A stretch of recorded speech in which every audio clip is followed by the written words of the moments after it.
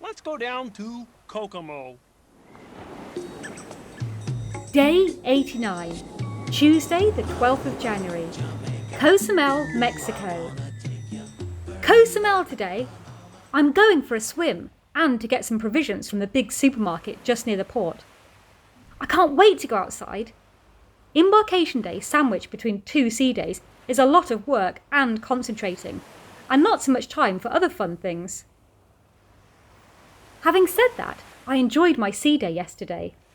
I'm picking up new tips on Texas Hold'em all the time, from the supervisors and other dealers, so that I can try and look like a flashy professional poker dealer, and also learn the basics of Pai Gow poker, which is a complicated but interesting game played against the house, dealt using dice and cards. I'm also scheduled in for Baccarat procedure training in Belize this week, as although I know the game well, I don't know the NCL way of dealing it. I adore Baccarat and can't wait to get my hands on the cards again, but it's a kind of specialist game and only a few players play, so more often than not, on lots of cruises, there's no guests who wish to partake. Fingers crossed we get a lot of participants over the next few weeks, so that I get to deal it again after an 11-year hiatus. I took in a little stroll around the promenade deck on one of my breaks yesterday, and marvelled at the warmth outside, and the serenity of the ship silently cutting its way through the ocean. I still get a real thrill from looking out and seeing nothing but sparkling water as far as the eye can see. I hope that I never become blasé about living at sea.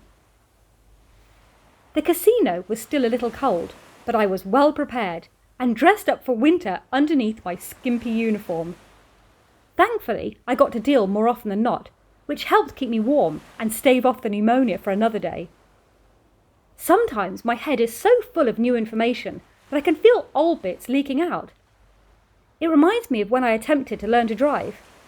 I'd spend so long fixating on one aspect, i.e. checking in the rearview mirror, that I completely forget about something important, like looking forward out of the windscreen. I'd like to think of myself as a good driver now, and no, not just because I never have to drive anywhere. But it took me 2 years and 7 attempts to pass my practical test.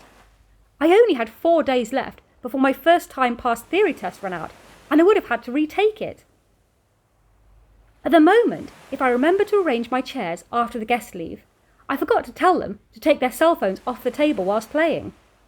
If I remember to collect used glasses and take them to the bar on my way back to the pit desk, I forget to ask the guests for a player rewards card so they can earn points whilst they play.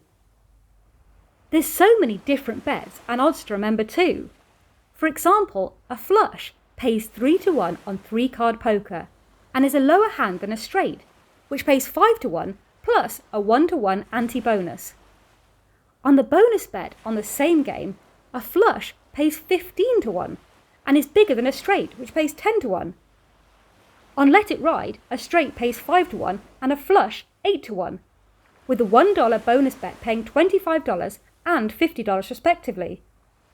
On Ultimate Texas, a straight is still 5-1, but a flush is 6-1, with a blind bet paying even money and 3-2 respectively.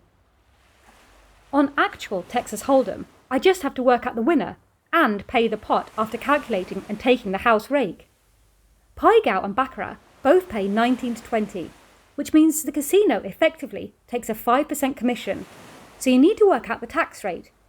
For $175, it will be $8.75, and the payout $166.25, in case the customer doesn't have enough small chips with which to take the tax from. A tie bet pays 8-1, whilst blackjack pays 3-2, or 1.5-1, except on the $6 minimum table when it plays 6-5 or 1.2-1. Complicated much? Don't forget, blackjack has 2 different side bets on offer that pay odds of 4-1, 9-1, 19-1, 125-1 and 1,000-1.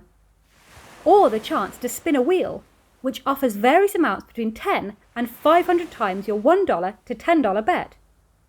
Another important thing not to forget is that the dealer takes a card on soft 17, i.e. an ace and a 6, on tables with a $25 minimum bet and below, but stays on all 17s on tables of a $50 minimum limit and above. Then, of course, there's roulette that can pay even money 2 to 1, 5 to 1, 6 to 1, 8 to 1, 11 to 1, 17 to 1, and 35 to 1, depending on where you place your chips. Often, people win multiple times in the same spin, meaning that you have to quickly calculate 3 times 35s, 105, 4 times 17, 68, and 2 times 8, 16, giving a total of 189 chips that the guest wins. Now, the chips are worth $2 each, so you'll need to give them 114 colour chips and $150 in cash chips. The chips come in denominations of $1, $5, $25, $100 and $500. So the optimum is always to give the guest around 120 colour chips, which means 6 stacks of 20 chips. The remaining 75 colour chips equals $150 in cash value. 1 times 1 black $100 chip and 2 times the green $25 or quarter chips. So that's a brief rundown of what I do every day, whilst not daydreaming about fake panda faces, all while smiling and asking if the customer enjoyed their day in Cozumel/Honduras/Belize/Costa Maya. Delete as appropriate. Oh, and there's no such thing as a calculator on the casino floor, just a mental abacus in your head. And don't even get me started on full houses, 4 of a kinds and royal flushes. And that's all for day 89. Thanks for listening. Be sure to tune in to Day 90's Antics tomorrow. Same time, same place. Well, not literally, because this ship never stops. Be sure to subscribe so you never miss a day. And if you're enjoying it, like and share it too. Thank you!